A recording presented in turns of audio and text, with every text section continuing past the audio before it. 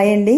ఇంకా నీమ్స్ హాస్పిటల్ గురించి అని రేపు వెళ్దామని అనుకుంటున్నామండి. ఎందుకంటే రేపు భూషణ్ రావు సారు నెఫ్రాలజీ విభాగం అందుబాటులో ఉంటారు సారు. అండ్ అదేవిధంగా మనకు రేపు అర్లీ మార్నింగ్ బయలుదేరుతాము. ఒక తమ్ముడు ముందుకు వచ్చాడండి మన వీడియో చూసి, అక్కడ నేను మీకు అంబులెన్స్ సర్వీస్ అనేది ప్రొవైడ్ చేస్తాను ఫ్రీగా అన్నాడు. నిజంగా నాకు చాలా హ్యాపీగా అనిపించిందండి.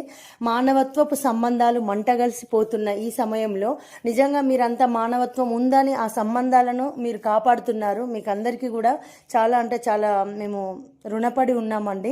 ఇంకా చాలామంది కూడా నాకు కాల్స్ చేస్తున్నారు, మీరు అక్కడ రాగానే మేము వస్తామండి అని. నాకైతే నిజంగా హ్యాపీగా అనిపిస్తుంది. ఎవరి వాళ్ళో కూడా నాకు అర్థం కావట్లేదండి.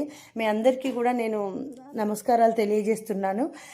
రేపు మార్నింగ్ మేమైతే బయలుదేరుతామండి నీమ్స్కి. ఎవరైనా కనుక అక్కడికి లోకల్ వాళ్ళు వస్తే మాకు హెల్ప్ చేయాలంటే చేయొచ్చండి.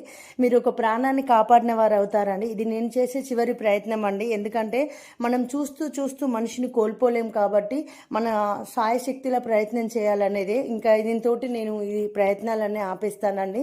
ఇంతకు మించి ప్రయత్నం చేయడం కూడా ఇంకా పిల్లల భవిష్యత్తుకు కూడా అడ్డైపోతుందని నేను ఆలోచన చేశాను. ఇది నేను చేసే చివరి ప్రయత్నం. దీంట్లో మీరు కూడా తోడుగా ఉంటారని ఆశిస్తున్నానండి. హైదరాబాద్ లోకల్ వాళ్ళు ఎవరన్నా ఉంటే దయచేసి మమ్మల్ని కాంటాక్ట్ అవ్వండి. అండ్ అదేవిధంగా మనకు రష్మిత మేడం అని సోషల్ అడ్మిన్ అండి. మేడం మనల్ని చూడడానికి వచ్చారు అంతకుముందు.